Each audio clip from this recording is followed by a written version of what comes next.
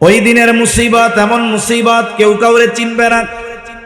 আল্লাহ তাআলা বলেন, ইয়াউমা ইয়াফিরুল মারউ মিন আখিহি ওয়া উম্মিহি ওয়া আবিহি ওয়া সাহিবাতিহি ওয়া বানিহি লিকুল্লি ইমরিইন মিনহুম ইয়াউমা ইযিন শা'নুন ইউগনি। কিয়ামতের দিন ভাই ভাইয়ের থেকে পলায়ন করবে, ওয়া উম্মিহি ওয়া আবিহি পিতা মাতার থেকে পলায়ন করবে, ওয়া সাহিবাতিহি ওয়া বানিহি স্ত্রী সন্তানদের থেকে পলায়ন করবে। দুনিয়ায় একটা বাবা 14 ঘন্টা 16 ঘন্টা 18 ঘন্টা ডিউটি করে, অনেকে দেশে করে অনেকে বিদেশে করে। সারাদিন পরিশ্রমের পর এই লোকটা যখন বাসায় ফিরে মা বাবার চেহারা দেখে, স্ত্রী সন্তানের চেহারা দেখার সাথে সাথে তার 16 ঘন্টা 18 ঘন্টার কষ্ট দূর হয়ে যায়। প্রবাসে যারা থাকে কত পরিশ্রম কষ্টের পরে বাসায় ফিরে মোবাইলে ফোন দেয়, এই সন্তানের চেহারাটা দেখতে যায়, একটু কথা বলে, মোবাইলের চেহারা দেখে সারাদিনের কষ্ট তার দূর হয়ে যায়। তার মানে দুনিয়ার কষ্ট দূর করার জন্য মানুষ স্ত্রীর চেহারা দেখে, সন্তানের চেহারা দেখে, মা বাবার সাথে কথা বলে, মা বাবার চেহারা দেখে। কিন্তু কিয়ামতের দিন ওই মুসিবত এমন মুসিবত, যেই দিন সন্তানের চেহারা দেখলে চিন্তা দূর হবে না, মা বাবার চেহারা দেখলে চিন্তা দূর হবে না, বরং ওই দিন মানুষেরা স্ত্রী সন্তানদের চেহারা দেখাটাকে আরো বড় মুসিবতের কারণ মনে করবে। এই জন্য একজন একজনের থেকে পালাতে থাকবে। সেই দিন সবাই নিজ চিন্তায় বিভোর থাকবে, চিন্তিত থাকবে সবাই। আমার আপনার নবীজিও চিন্তিত থাকবে, তবে সবাই চিন্তিত থাকবে নিজের জন্য, নবীজি চিন্তিত থাকবেন উম্মতের জন্য। কেমন চিন্তিত থাকবেন? একটা মানুষ যদি পেরেশানিতে থাকে, চিন্তায় থাকে, যত আরামের বিছানা দেওয়া হোক না কেন, শীতাতপ নিয়ন্ত্রিত ব্যবস্থা থাকুক না কেন, সে বিছানায় যখন শুয়ে পড়ে ঘুমের ট্যাবলেট খাইলেও তার ঘুম আসে না। পায়চারি করে, বাহিরে যায়, ছাদে যায়, হাঁটাহাঁটি করে, এক জায়গায় সে স্থির থাকতে পারে না। নবীজি কিয়ামতের দিন উম্মতের চিন্তায় এক জায়গায় থাকবেন না। নবীজি একবার চলে যাবেন হাউজে কাউসারের কাছে, না জানি তার কোনো উম্মত পানি পানে মাহরুম হয়ে যায়। আর একবার চলে যাবেন মিজানের কাছে, না জানি তার কোনো উম্মত ওজনে ধরা পড়ে যায়। আবার চলে যাবেন জাহান্নামের কাছে, না জানি কোনো উম্মতকে জাহান্নামে দিয়ে দেওয়া হয়। আর একবার চলে যাবেন পুলসিরাতের কাছে, না জানি কোনো উম্মত পুল পাড়ি দিতে ব্যর্থ হয়ে যায়। আবার উম্মতের জন্য সুপারিশ দরকার, আল্লাহ তাআলার কাছে চলে যাবেন সুপারিশ করার জন্য। সব নবী জান্নাত অভিমুখে রওনা হয়ে যাবে, জান্নাতের দোরগোড়ায় পৌঁছিয়ে যাবে, কিন্তু জান্নাতের দরজা বন্ধ। বলে খোলো না কেন? বলে যিনি আসলে খোলা হবে তিনি আসেন নাই। কোথায় তিনি? হাসরের ময়দানে। কি করতেছেন? উম্মতের চিন্তায় বিভোর। বলে নবী ততক্ষণ পর্যন্ত জান্নাত অভিমুখে রওনা হবে না, যতক্ষণ না তার ওই উম্মত, যার অন্তরে যাররা পরিমাণ হলেও ঈমান ছিল, তার ব্যাপারে যতক্ষণ আল্লাহ তাআলার পক্ষ থেকে জান্নাতের নিশ্চয়তা না আসবে, ততক্ষণ পর্যন্ত আমার আপনার নবী নিজে জান্নাত অভিমুখে রওনা হবে না। নবীজির আগে সব নবীর নবুয়তির একটা পরিব্যাপ্তি ছিল, এরিয়া ছিল, নির্দিষ্ট সীমানা ছিল, গণ্ডি ছিল। কারণ দেখা গেছে পৃথিবীতে এক সময় একাধিক নবী ছিলেন, পাশাপাশি এলাকায় তারা অবস্থান করতেন। কিন্তু আমার আপনার নবীজির নবুয়তির পরিব্যাপ্তি কত দূর! আমার আপনার নবীজির নবুয়তির পরিব্যাপ্তি হলো তত দূর, আল্লাহ তাআলার রবুবিয়তের বিস্তৃতি যত দূর। তার মানে যেই জায়গার রব আল্লাহ, সেই জায়গার নবী রহমত মুহাম্মাদুর রাসূলুল্লাহ। পবিত্র কোরআনুল কারীমের সর্বাধিক পাঠিত সূরা সূরা ফাতিহা। সূরা ফাতিহা এমন এক সূরা প্রত্যেক নামাজের প্রতি রাকাতে লাগে। ইমামের পেছনে যখন পড়া হয়, ইমামের কেরাতি, মুসল্লির কেরাত, তখন আমরা পড়ি না, তখন ইমামেরটা শুনি। একা যখন সুন্নাত পড়ি, নফল পড়ি, তখন প্রতি রাকাতে সূরা ফাতিহা নিজে পড়ি। সূরা ফাতিহার শুরুতেই আমরা বলি আলহামদুলিল্লাহি রাব্বিল আলামিন। সকল প্রশংসা আল্লাহর জন্য। আল্লাহকে বলে যিনি জগৎ সমূহের রব। আলম একবচন, আলামিন বহুবচন, তার মানে আল্লাহ তাআলা বলেন জগৎ একটা নয়, অগণিত জগৎ আছে। মহাকাশ নিয়ে যারা গবেষণা করে মাঝে মধ্যে দেখবেন তারা বলে এত আলোকবর্ষ দূরে একটা নতুন গ্রহের সন্ধান পাওয়া গেছে, নতুন একটা আলম, নতুন একটা জগতের সন্ধান পাওয়া গেছে। গোটা পৃথিবীব্যাপী তোলপাড় সৃষ্টি হয়ে যায় যে পৃথিবীবাসী নতুন করে একটা স্থানের সন্ধান পেয়েছে, ওই জায়গায় মানব বসতি স্থাপন করা হবে। তাহলে নাসা যদি নতুন একটা আলম তথা জগতের সন্ধান পায়, গোটা পৃথিবীতে তোলপাড় সৃষ্টি হয়ে যায়। কিন্তু আল্লাহ তাআলা ১৫০০ বছর আগে আল্লাহ তাআলা কোরআনুল কারীম নাজিল করে জানিয়ে দিলেন যে শোনো, এই জগৎ শুধু একটা জগৎ এমনটা নয়, বরং এই পৃথিবী একটা জগৎ এমনটা নয়, বরং আরো অগণিত জগৎ যিনি সৃষ্টি করেছেন তিনি কে? অগণিত জগৎ। যেই আল্লাহ জগৎ সমূহের রব, সেই আল্লাহ কোরআনুল কারীমের মধ্যে ঘোষণা দেন, ওয়ামা আরসালনাকা ইল্লা রাহমাতাল লিল আলামিন।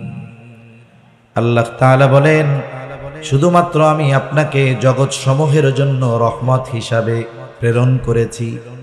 তার মানে যত জগৎ আছে সব জগতের রব প্রতিপালক আল্লাহ, আর যত জগৎ আছে সব জগতের জন্য রহমত হলেন মুহাম্মাদুর রাসূলুল্লাহ। গোটা সৃষ্টি জগতের মধ্যে শুধু এই পৃথিবী না, পৃথিবী তো মহাকাশের নিচে। পৃথিবীর অবস্থানটা কেমনে ব্যাখ্যা করা যায়? মহাকাশের নিচে পৃথিবীর অবস্থানটা হলো সমুদ্রের মধ্যে এক ফোঁটা পানির যেমন অবস্থান, মহাসমুদ্রের মধ্যে এক ফোঁটা পানি যেমন, প্রথম আসমানের নিচে পৃথিবীর অবস্থান তেমন। তার মানে এটা গোনার মধ্যেই কিছু নেই। এত সুবিশাল আল্লাহ তাআলা এই প্রথম আসমানকে আল্লাহ তাআলা সৃষ্টি করেছেন, আর এর নিচে সব গ্রহগুলো। এরকম তো একটা না, আরো ৬টা আছে। তাহলে এইরকম যত জগৎ আছে সব জগতের মধ্যে কোনো একটা ইঞ্চি জায়গা নাই যে যেই জায়গার রব আল্লাহ তাআলা নয়। এরকম কোন জায়গা আছে নাকি? দ্বিতীয় আসমানের নিচে আছে নাকি ২-১ ইঞ্চি জায়গা যেই জায়গার রব আল্লাহ তাআলা নয়? আছে এরকম? কোথাও নাই। যেমন গোটা সৃষ্টি জগতের মধ্যে ১ ইঞ্চি জায়গাও নাই যেই জায়গার রব আল্লাহ তাআলা নয়, অনুরূপভাবে গোটা সৃষ্টি জগতের মধ্যে ১ ইঞ্চি জায়গাও নাই যেই জায়গার রহমত আমার আপনার নবী নয়। তিনি সকলের জন্য নবী, তিনি সব সৃষ্টির জন্য তিনি রহমত। শুধুমাত্র মুমিনদের জন্য নয়, বরং তিনি রহমাতুল লিল আলামিন হওয়ার কারণে পৃথিবীর সকল সৃষ্টি, এমনকি যারা অন্তরের মধ্যে ইসলামের ব্যাপারে সর্বোচ্চ বিদ্বেষ লালন করে, তাদের কর্ম কথার মাধ্যমে ইসলামের বিরোধিতা করে, এমনকি যারা স্বয়ং নবীজির উপস্থিতিতে নবীজির উপরে জুলুম করেছে, আমার আপনার নবীজিকে বারবার হত্যার অপচেষ্টা করেছে, এই মানুষগুলো আমার আপনার নবীজি রহমত হওয়ার সুবিধা ভোগ করেছে। গোটা পৃথিবীর কাফেররা নবীজি রহমাতুল লিল আলামিন হওয়ার সুবিধা ভোগ করতেছে, কিয়ামত পর্যন্ত করবে। নবীর কারণেই তো আল্লাহ তাআলা যারা ইসলাম বিদ্বেষী কাফের, এদেরকে সমূলে ধ্বংস করে দিবেন না, এটা আল্লাহ তাআলার প্রতিশ্রুতি।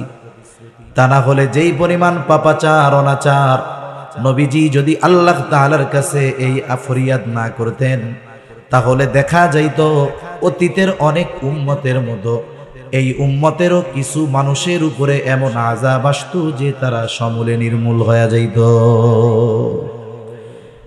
এজন্য আমার আপনার নবীর কারণে সমূলে নির্মূল করে দেওয়া হয় না। শুধু তাই না, আবু জেহেল, উতবা, সাইবা এরাও নবীজির কারণে বাইচা গেছে। আবু জেহেল একদিন নবীজির সামনে এসে নবীজিকে শুনিয়ে শুনিয়ে বলতেছে আল্লাহ, নবীজিকে শোনায়া আল্লাহ তাআলার কাছে দোয়া করে বলে, আল্লাহ সত্যই যদি আপনি কোরআন নাজিল করে থাকেন, তার মানে সত্যই যদি এই কোরআন আপনি মুহাম্মাদের উপরে নাজিল করে থাকেন, তাহলে আমাদেরকে পাথর বর্ষণ করেন অথবা যন্ত্রণাদায়ক শাস্তি দেন। আবু জেহেল নবীজিকে শুনিয়ে শুনিয়ে আযাব কামনার দোয়া করে কার কাছে? আল্লাহ তাআলার কাছে। বলেন তো, আল্লাহ তাআলার কাছে কোনো বান্দার যদি কিছু চাইতে মন চায়, আল্লাহ তাআলা মনে হয় মুখ দিয়া জোরে উচ্চারণ না করলে শুনতে পারে না, এমন নাকি? বরং কথা মুখে আনা লাগে না, হৃদয়ে যদি থাকে কোনো কথা, দুনিয়ার কেউ না জানলেও জানেন কে? আল্লাহ তাআলা জানেন। তাহলে ওর যদি আযাব গজব মনেই চায় যে আসুক আমার উপরে, তাইলে নবীজিকে শুনিয়ে শুনিয়ে বলার দরকার কি? গভীর রাতে উঠে আল্লাহ তাআলার কাছে বললেই তো হইল। এক নাম্বার বলার কারণ হলো যে আসলে এই কথার দ্বারা নবীজিকে একটু খোসা দিতে চায়, কষ্ট দিতে চায় কথার মাধ্যমে। দুই নাম্বার বিষয় হলো যে মক্কার মুশরিকেরা আল্লাহ তাআলার কাছে কেন চায়, দোয়া করে? ওরা তো ওদের দেবদেবীদের কাছে গিয়া বলবে। বাস্তবতা হলো মক্কার মুশরিকেরা যদিও আল্লাহ তাআলার সাথে শিরিক করত, তবেও তারা আল্লাহ তাআলার অস্তিত্বে অবিশ্বাসী ছিল না, বরং স্রষ্টা হিসাবে তারা আল্লাহ তাআলাকে বিশ্বাস করত। এ কথা আমার নয়, বরং কোরআনুল কারীমের মধ্যে আল্লাহ তাআলা বলেন, ওয়ালা ইন সাআলতাহুম মান খালাকাস সামাওয়াতি ওয়াল আরদ লা ইয়াকুলুন্নাল্লাহ। আল্লাহ তাআলা বলেন, আপনি যদি তাদের কাছে জানতে চান, তাদেরকে যদি জিজ্ঞাসা করেন, মান খালাকাস সামাওয়াতি ওয়াল আরদ, আসমান এবং জমিনের স্রষ্টাকে, এই প্রশ্ন যদি আপনি তাদের কাছে করেন, ওরা ওদের দেবদেবীদের কথা বলবে না। জবাব কি দিবে? আল্লাহ তাআলা দুইটা তাকিদ দিয়ে তাদের জবাব বলেন। আল্লাহ তাআলা বলেন, লা ইয়াকুলুন্নাল্লাহ, আপনার এই প্রশ্নের জবাবে অবশ্যই অবশ্যই তারা বলবে আসমান এবং জমিনের স্রষ্টা হলেন আল্লাহ। নবী জিজ্ঞাসা করবেন কাফেরদের, আসমান জমিনের স্রষ্টাকে। কাফেররা জবাব কি দিবে? যে লাত মানাত উজ্জা না, বরং আল্লাহ তাআলা দুইটা তাকিদ সহকারে বলেন অবশ্যই অবশ্যই এরা বলবে আসমান জমিনের স্রষ্টা কে? আল্লাহ। আল্লাহ তাআলা এক জায়গায় বলেন, ওয়ালা ইন সাআলতাহুম মান নাযালা মিনাস সামাই মাআন ফাআহইয়া বিহিল আরদা বা'দা মাউতিহা।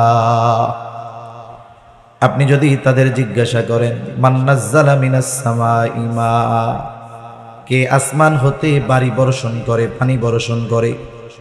শুধু তাই না, ফাআহইয়া বিহিল আরদা বা'দা মাউতিহা, ওই পানি বর্ষণ করার দ্বারা মৃত জমিন তথা ফসল উৎপাদনের অনুপযুক্ত জমিনকে কে ফসল উৎপাদনের জন্য উপযুক্ত করে তোলে?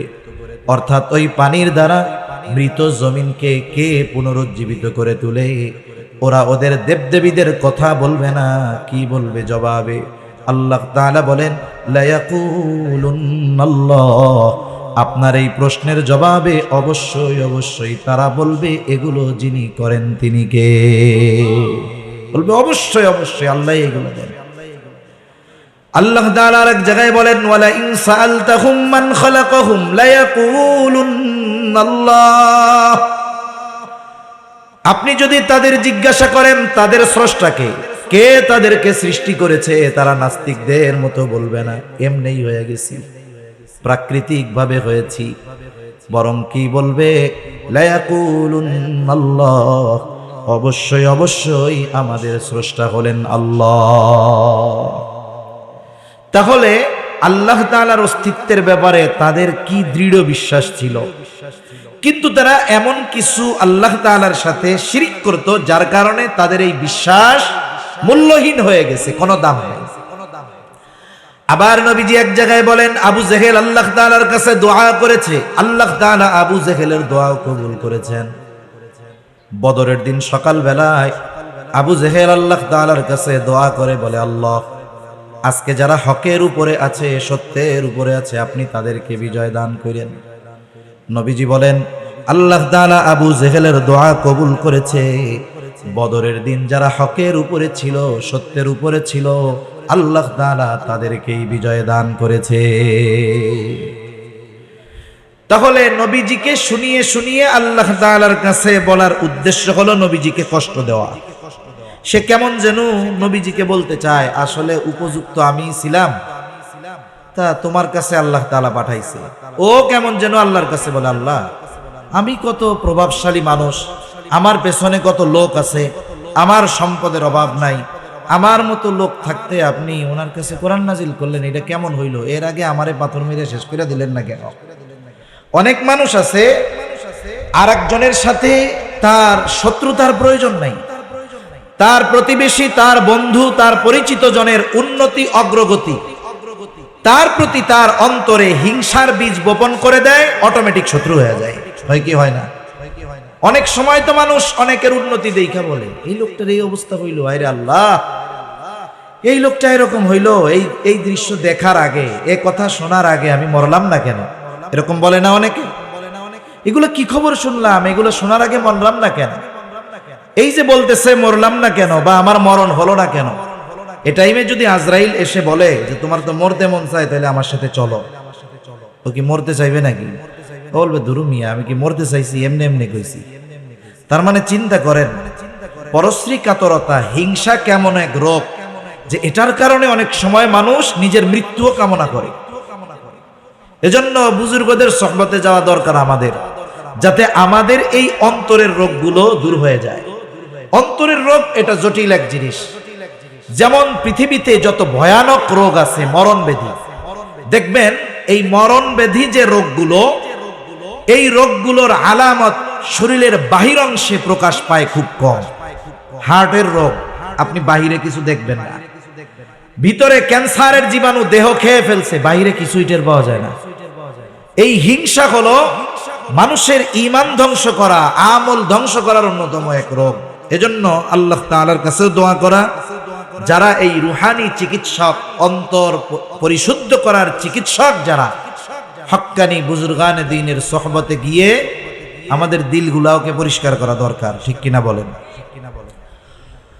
তা আবু জেহেল এই কথা নবীজিরে শোনায় শোনায় বলতেছে, মানুষ যখন আমাকে আপনাকে কোনো কথা বলবে, তিরস্কার করে খোঁচা মেরে, মানুষ হিসাবে স্বাভাবিক আমার আপনার খারাপ লাগতেই পারে, ঠিক কিনা বলেন? আবার অনেক সময় অনেক ভদ্র মানুষ আছে, মানুষ যদি তাকে তিরস্কার করে কিছু বলে চুপ করে থাকে। সবাই তো আর একরকম না। মনে করেন কতজন হুজুরদের বলে জঙ্গি, মোল্লা, মানুষের বাড়িতে খায়, এই করে সেই করে। দেখবেন কিছু মানুষ আছে শরীফ মানুষ, উনি খালি শুনে, কিছু বলে না, মাথা নিচু করে চলে আসে। আবার অনেক সময় অনেকে আছে যে তিনি খুব ভদ্র, সাথে আছে এক বন্ধু, এটা খুব চেতা। এখন ওই ভদ্র মানুষকে কেউ যদি তিরস্কার করে, সে যদিও কিছু না বলে, কিন্তু সাথে যে শক্তিশালী বন্ধু, সে চুপ করে বসে থাকে না, প্রতিবাদ করে বলে, মিয়া আমার বন্ধুটারে ভদ্র পাইছো, এই জন্য কিছু কও না, আমারে বইলা দেখতা, সাইজ করে দিতাম, ঠিক কিনা বলেন? জাহেল, মূর্খ, অজ্ঞ কোন ব্যক্তিকে উদ্দেশ্য করে কিছু বলে, আল্লাহর বান্দা চুপ করে থাকে, এটা তার দুর্বলতা নয়। অনেক সময় চুপ থাকা, জবাব না দেওয়া, এটাই বড় প্রতিবাদ, ঠিক কিনা? এজন্য রহমানের বান্দাদের যত গুণাবলী আছে, এর মধ্যে একটা গুণ আল্লাহ তাআলা বলেন, ওয়া ইযা খাতাবাহুমুল জাহিলুনা ক্বালু সালামা। আবু জেহেল নবীজিকে শোনায় শোনায় কথা বলে, নবীজি কিছু বলেন না, কিন্তু আবু জেহেল যে আমার আপনার নবীকে কষ্ট দিতে চায়, যে কথাগুলো বলতেছে, আল্লাহ তাআলা শুনেন কি শুনেন না? নবী ঠিক কিছুই বলেন নাই, কিন্তু আল্লাহ তাআলা জবাব পাঠায় দিলেন আমার আপনার নবীর জবান দিয়ে। আল্লাহ তাআলা বলেন, হাবিব, আসলে ওরা যা বলে, ওরা যা করে, ওরা যে শাস্তি কামনা করে, তার চাইতে কঠিন বিষয়ের উপযুক্ত তারা। কিন্তু শাস্তির উপযুক্ত হওয়ার পরেও কেন আমি শাস্তি দেই না, শুইনা নেন। আল্লাহ তাআলা বলেন, ওয়ামা কানাল্লাহু লিয়াছেন, শুধুমাত্র আপনার সম্মানার্থে আমি তাদেরকে আযাব দেই না। তাহলে আবু জেহেল, উতবা, সায়েবা সহ এরা শাস্তির উপযুক্ত, শাস্তি পাওয়ার মতো কথা কাজ সবকিছু করার পরেও আল্লাহ তাআলা আযাব কেন দেন নাই? বলে আপনি আছেন এই জন্য দেই নাই। কেন দেই নাই? বলে আপনি তো রাহমাতুল লিল আলামিন, আপনি এই পৃথিবীতে আছেন আর শাস্তি দেব, আযাব দিব, এটা হতে পারে না, কারণ আযাব আর রহমত একসাথে থাকতে পারে। এজন্য অতীতে যত নবীর উম্মতদেরকে আল্লাহ তাআলা শাস্তি দিয়েছেন, এমনটা কখনো হয় নাই আল্লাহ আযাব দিয়েছেন আর ওই জায়গায় ওই নবী উপস্থিত আছে, এমনটা হয় নাই। আগে আল্লাহ তাআলা ওই নবীকে তার নবুয়তির এরিয়ার বাইরে নিরাপদে সরায় নিছেন, এরপরে আল্লাহ তাআলা আযাব দিয়েছেন। তাহলে আদ গোত্রের নবী হুদ আলাইহিস সালাম, আল্লাহ শাস্তি দিতে চাইলেন, হুদ নবীকে সরায় নিলেন। ইউনুস আলাইহিস সালাম যেই জায়গার নবী সরায় নিলেন, শুআইব আলাইহিস সালামকে সরায় নিলেন, সালেহ আলাইহিস সালামকে সরায় নিলেন। উনি ওনার নবুয়তির এরিয়ার বাইরে চলে গেল। বলেন তো আমার আপনার নবীকে কোথায় সরায় নিবে? কারণ সরানোর মতো 1 ইঞ্চি জায়গা গোটা সৃষ্টি জগতের কোথাও নাই, কারণ আমার আপনার নবী হলেন রহমাতুল লিল আলামিন। আমার আপনার নবীর সম্মানার্থে কাফেররা শাস্তি পায় নাই নগদে, নাইলে ওরা যা করছে শাস্তির উপযুক্ত ছিল। তাহলে যে কথা থেকে গেলাম, নবীজি রহমাতুল লিল আলামিন হওয়ার এই সুবিধা শুধু মুমিনরা ভোগ করে তা নয়, কাফেররাও ভোগ করতেছে, ঠিক কিনা বলেন? আবার দেখেন এই উম্মতের জন্য নবীজির কেমন দয়া, আল্লাহ তাআলা তার অন্তরটাকে কত নরম বানায় দিয়েছে, অন্তরের মধ্যে কত রহমত, কত দয়া ভরপুর করে দিয়েছে। আব্দুল্লাহ ইবনে আমর ইবনুল আস রাদিয়াল্লাহু তাআলা আনহু থেকে বর্ণিত, নবীজি কোরআন থেকে তিলাওয়াত করলেন, যা আল্লাহ তাআলা ইব্রাহিম আলাইহিস সালামের ব্যাপারে নাজিল করেছেন। কোরআনে কি নাজিল করেছেন? আল্লাহ কোরআনুল কারীমের 13তম পারা সূরা ইব্রাহিমের মধ্যে আল্লাহ তাআলা ইব্রাহিম আলাইহিস সালাম তার গুনাহগার উম্মতের জন্য ক্ষমা চেয়ে আল্লাহ তাআলার কাছে দোয়া করেছেন। ওই দোয়ার কথাটাই আল্লাহ তাআলা কোরআনে জানিয়ে দিয়ে বলেন, রব্বি ইন্নাহুন্না আযলালনা কাসীরাম মিনান নাস ফামান তাবিআনি ফাইন্নাহু মিন্নী ওয়া মান আসানি ফাইন্নাকা গফুরুর রহিম। ইব্রাহিম আলাইহিস সালাম বলেন, ও রব, এই প্রতিমাগুলো, এই মূর্তিগুলো অধিকাংশ মানুষকে পথচ্যুত করে ফেলেছে। ফামান তাবিআনি ফাইন্নাহু মিন্নী, যে আমার আনুগত্য করেছে সে তো আমার দলভুক্ত। আমান আসানি, যে আমার আনুগত্য করে নাই, যদিও করে নাই, যদিও মানে নাই, তথাপিও তো ইব্রাহিম আলাইহিস সালামের উম্মত। কারণ আমার আপনার নবীজির নবুয়তির পরে কিয়ামত পর্যন্ত যত মানুষ আসবে, যত মানুষ আছে, যত মানুষ দুনিয়া থেকে চলে গেছে, যে যে ধর্মের অনুসারী হোক না কেন, সকল মানুষই আমার আপনার নবীজির উম্মত। অনেক সময় এমনটা হয় যে বাধ্য সন্তানের চাইতে মা বাবা অবাধ্য সন্তানকে নিয়ে চিন্তিত বেশি থাকে, দোয়া তার জন্য বেশি করে, তার কথা মানুষের কাছে বেশি বলে। সন্তান অবাধ্য কিন্তু তার জন্য বেশি চিন্তিত থাকে। কেন? বলে মোহাব্বতের কারণে। চিন্তা করে যেগুলো তো বাধ্য ওগুলো তোর একটা রাস্তা হইছে, কিন্তু যেটা অবাধ্য এটার কি হবে? মা বাবা সন্তান খারাপ হওয়ার পরেও তাকে ত্যায্য পুত্র করে দেয় না, বের করে দেয় না, বরং তার পরিবর্তনের জন্য আল্লাহ তাআলার কাছে দোয়া করে, মানুষের কাছে বলে, উলামায়ে কেরামের কাছে বলে, দেখেন একটু কিছু করা যায় কিনা। কেন করে? মোহাব্বতের কারণে। বলেন তো, মা বাপ সন্তানকে যত মোহাব্বত করে তার চাইতে নবী তার উম্মতকে মোহাব্বত কম করে না বেশি করে? কত বেশি করে এটা মাপা যাবে না, পরিমাণ পরিমাপ করা যাবে না। কত ভালোবাসে নবী। আসলে আমাকে আপনাকে ভালোবাসে কে, দুনিয়াতেও এটা মোটামুটি বোঝা যায়। মুসিবতে বিপদে যে পাশে থাকে আসলে সে ভালোবাসে। মুখ দিয়া শুধু বললে হবে না ভালোবাসি ভালোবাসি, কিন্তু বিপদের সময় নাই। বাস্তবে এই সব মানুষ ভালোবাসে না, বাস্তবে ভালোবাসে তারা বিপদে পাশে থাকে যারা। এই দুনিয়ার বিপদ চোখ বন্ধ হবে, বিপদ শেষ। আসল বিপদ তো কিয়ামতের দিন, আসল বিপদ তো মুসিবতের দিন। দুনিয়ার বিপদে, দুনিয়ার মুসিবতে সন্তান যদি বিপদে পড়ে বাবা সাহায্যের জন্য দৌড়িয়ে যায়, ভাই বিপদে পড়লে ভাই যায়, বাবা পড়লে ছেলে যায়, ছেলে পড়লে বাবা যায় সাহায্য করার জন্য। বলেন তো কিয়ামতের দিন যখন কেউ মুসিবতে পড়বে, বাবা মুসিবতে পড়লে সন্তান কি বাবার পাশে এসে দাঁড়াবে নাকি? ওই দিনের মুসিবত এমন মুসিবত কেউ কাউরে চিনবে না। আল্লাহ তাআলা বলেন ইয়াউমা ইয়াফিরুল মারউ মিন আখিহি ওয়া উম্মিহি ওয়া আবিহি ওয়া সাহিবাতিহি ওয়া বানিহি লিকুল্লি ইমরিইন মিনহুম ইয়াউমা ইদিন শা'নুন ইউগনি।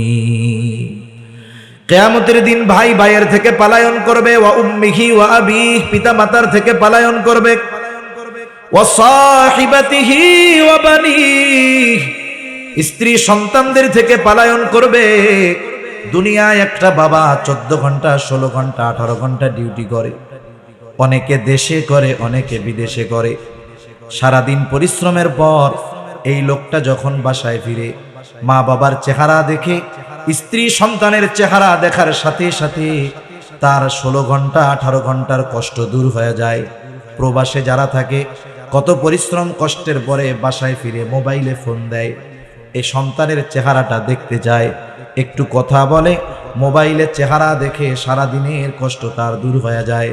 তার মানে দুনিয়ার কষ্ট দূর করার জন্য মানুষ স্ত্রীর চেহারা দেখে, সন্তানের চেহারা দেখে, মা বাবার সাথে কথা বলে, মা বাবার চেহারা দেখে। কিন্তু কিয়ামতের দিন ওই মুসিবত এমন মুসিবত যেই দিন সন্তানের চেহারা দেখলে চিন্তা দূর হবে না, মা বাবার চেহারা দেখলে চিন্তা দূর হবে না, বরং ওই দিন মানুষেরা স্ত্রী সন্তানদের চেহারা দেখাটাকে আরো বড় মুসিবতের কারণ মনে করবে। এই জন্য একজন একজনের থেকে পালাতে থাকবে। সেই দিন সবাই নিজ চিন্তায় বিভোর থাকবে, চিন্তিত থাকবে সবাই। আমার আপনার নবীজিও চিন্তিত থাকবে, তবে সবাই চিন্তিত থাকবে নিজের জন্য, নবীজি চিন্তিত থাকবেন উম্মতের জন্য। কেমন চিন্তিত থাকবেন? একটা মানুষ যদি পেরেশানিতে থাকে, চিন্তায় থাকে, যত আরামের বিছানা দেওয়া হোক না কেন, শীতাতপ নিয়ন্ত্রিত ব্যবস্থা থাকুক না কেন, সে বিছানায় যখন শুয়ে পড়ে ঘুমের ট্যাবলেট খাইলেও তার ঘুম আসে না। পায়চারি করে, বাহিরে যায়, ছাদে যায়, হাঁটাহাঁটি করে, এক জায়গায় সে স্থির থাকতে পারে না। নবীজি কিয়ামতের দিন উম্মতের চিন্তায় এক জায়গায় থাকবেন না। নবীজি একবার চলে যাবেন হাউজে কাউসারের কাছে, না জানি তার কোনো উম্মত পানি পানে মাহরুম হয়ে যায়। আর একবার চলে যাবেন মিজানের কাছে, না জানি তার কোনো উম্মত ওজনে ধরা পড়ে যায়। আবার চলে যাবেন জাহান্নামের কাছে, না জানি কোনো উম্মতকে জাহান্নামে দিয়ে দেওয়া হয়। আর একবার চলে যাবেন পুলসেরাতের কাছে, না জানি কোনো উম্মত কুল পাড়ি দিতে ব্যর্থ হয়ে যায়। আবার উম্মতের জন্য সুপারিশ দরকার, আল্লাহ তাআলার কাছে চলে যাবেন সুপারিশ করার জন্য। সব নবী জান্নাত অভিমুখে রওনা হয়ে যাবে, জান্নাতের দোরগোড়ায় পৌঁছিয়ে যাবে, কিন্তু জান্নাতের দরজা বন্ধ। বলে খোলো না কেন? বলে যিনি আসলে খোলা হবে তিনি আসেন নাই। কোথায় তিনি? হাসরের ময়দানে। কি করতেছেন? উম্মতের চিন্তায় বিভোর। বলে নবী ততক্ষণ পর্যন্ত জান্নাত অভিমুখে রওনা হবে না যতক্ষণ না তার ওই উম্মত, যার অন্তরে যাররা পরিমাণ হলেও ঈমান ছিল, তার ব্যাপারে যতক্ষণ আল্লাহ তাআলার পক্ষ থেকে জান্নাতের নিশ্চয়তা না আসবে, ততক্ষণ পর্যন্ত আমার আপনার নবী নিজে জান্নাত অভিমুখে রওনা হবে না। তাহলে বাস্তবতা হলো মা বাবা কতটুকু ভালোবাসে তার চাইতে বেশি ভালো আমার আপনার নবী আমাকে আপনাকে বাসে। ইব্রাহিম আলাইহিস সালাম তার উম্মতকে ভালোবাসে। এই জন্য আল্লাহ তাআলার কাছে কেমন যেন বলতে চায়, ও রব, যারা আমার আনুগত্য করে নাই তারাও তো আমার উম্মত। ফাইন্নাকা গফুরুর রহিম, কেমন যেন বলতে চায় আপনি তো গফুর, আপনি তো রহিম, আপনি চাইলে আমার এই গুনাহগার উম্মত গুলাকেও মাফ করে দিতে পারে। وقال عيسى عليه السلام إن تعذبهم فإنهم عبادك وإن تغفر لهم فإنك أنت العزيز الحكيم। ঈসা আলাইহিস সালাম তার গুনাহগার উম্মতের জন্য আল্লাহ তাআলার কাছে দোয়া করে বলে, ইন তুআযিবুহুম ফাইন্নাহুম ইবাদুক, আপনি যদি তাদেরকে শাস্তি দেন তারা তো আপনারই বান্দা, ওয়া ইন তাগফির লাহুম ফাইন্নাকা আনতাল আজিজুল হাকীম, আর আপনি যদি তাদেরকে মাফ করে দেন, আরে আপনি তো আজিজ, আপনি তো হাকিম, আপনি মহাপরাক্রমশালী, মহাপ্রজ্ঞাময়। ঈসা আলাইহিস সালাম কেমন যেন বলে, আল্লাহ আমার উম্মত আপনার গুনাহগার বান্দাগুলারে আপনি মাফ করে দেন। দুই নবী তার উম্মতের জন্য ক্ষমা চেয়ে আল্লাহ তাআলার কাছে দোয়া করছে। নবীজি উম্মতের কথা তো সব সময় অন্তরে আছে। যার বাবা মারা গেছে সব সময় অন্তরে বাবার কথা থাকে না? থাকে। কিন্তু যখন আরেকজনের বাবাকে দেখে বাবার কথা একটু তখন বেশি মনে পড়ে।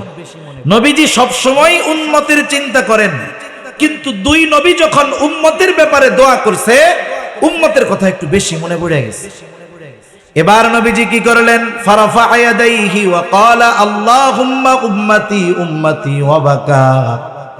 নবীজি দুই হাত উঁচু করলেন, দুই হাত উঁচু করে বলতেছেন, আল্লাহুম্মা উম্মতি আল্লাহুম্মা উম্মতি, আয় আল্লাহ আমার উম্মত আমার উম্মত।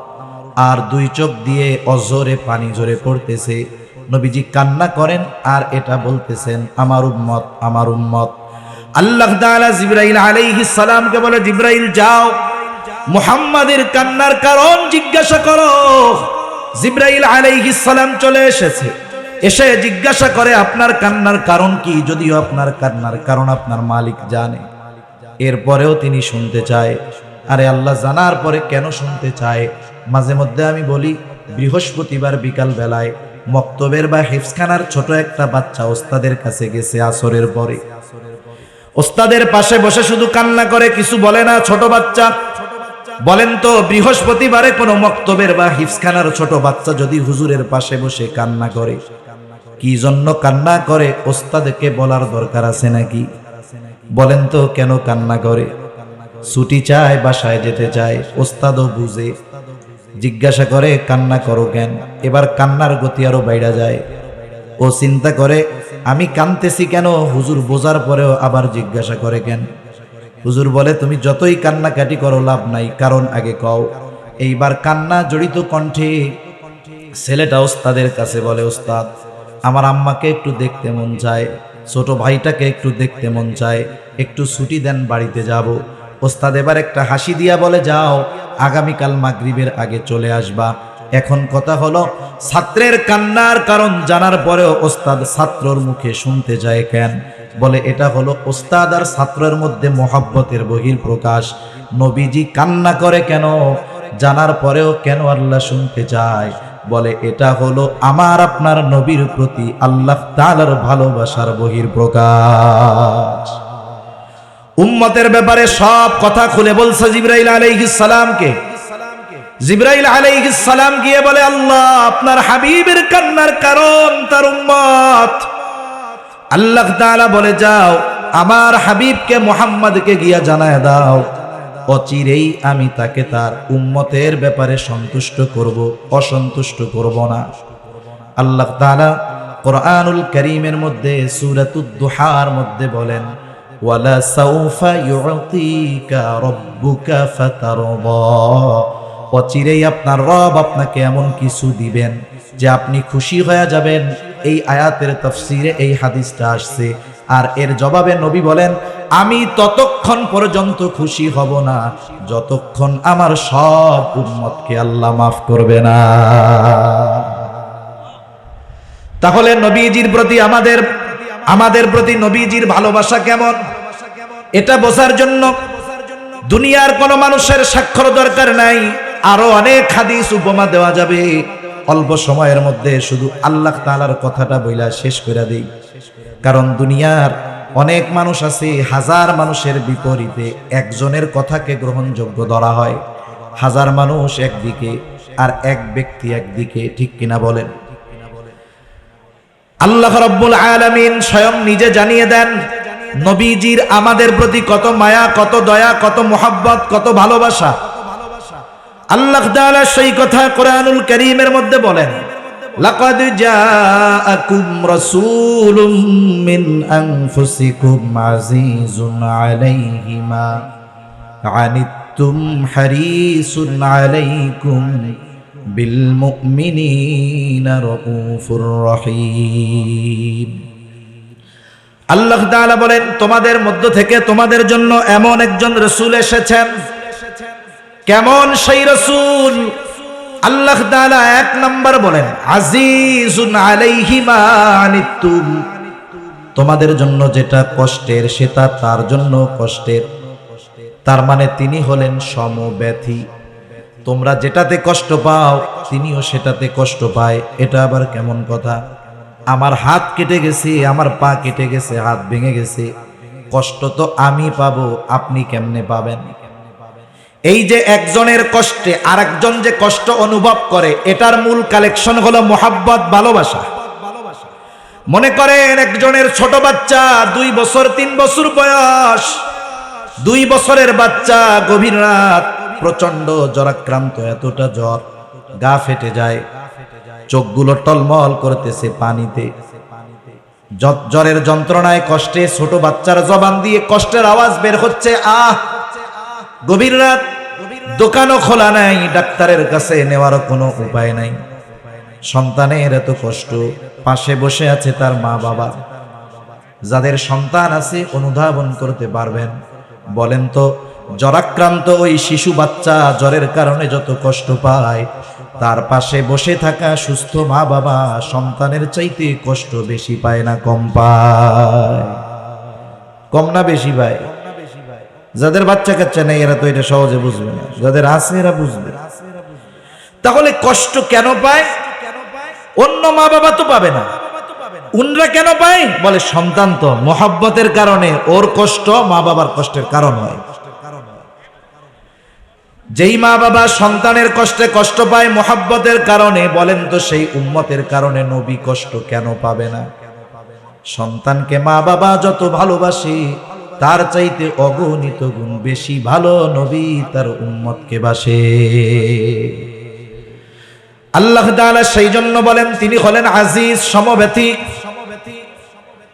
2 নাম্বার, আল্লাহ রাব্বুল আলামিন বলেন হারিসুন আলাইকুম, তিনি তোমাদের জন্য কল্যাণকামী। তবে মুমিনদের জন্য আল্লাহ তাআলা নবীজিকে বিশেষ অনুগ্রহ বলে অভিহিত করেছেন।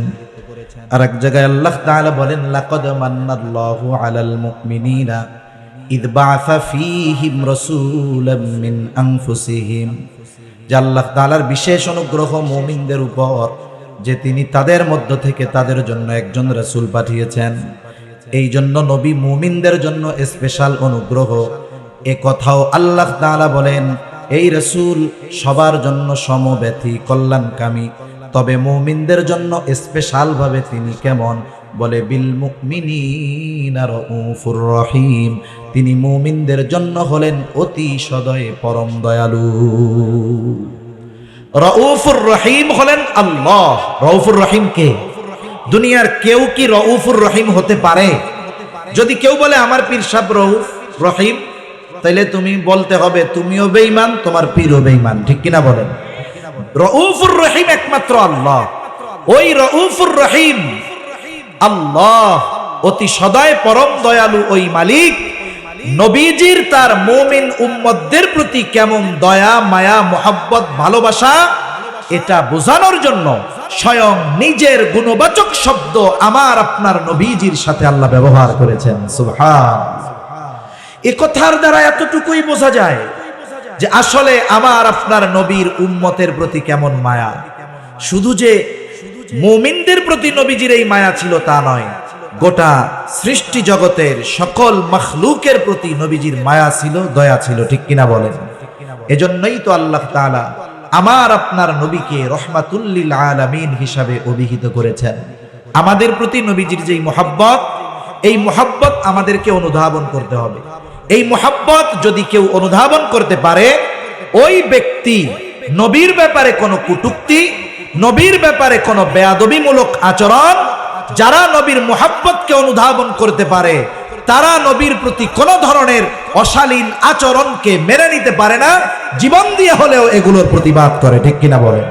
আল্লাহ তাআলা আমাদের সকলকে নবীজির আমাদের প্রতি মুহাব্বতকে অনুধাবন করে আমাদেরকেও আমাদের জীবনের চাইতে নবীজিকে বেশি মুহাব্বত করার তৌফিক আল্লাহ তাআলা দান করেন। সকলে বলি আমিন। ওয়া আখিরু দাওয়ানা আনিল হামদুলিল্লাহি রাব্বিল আলামিন।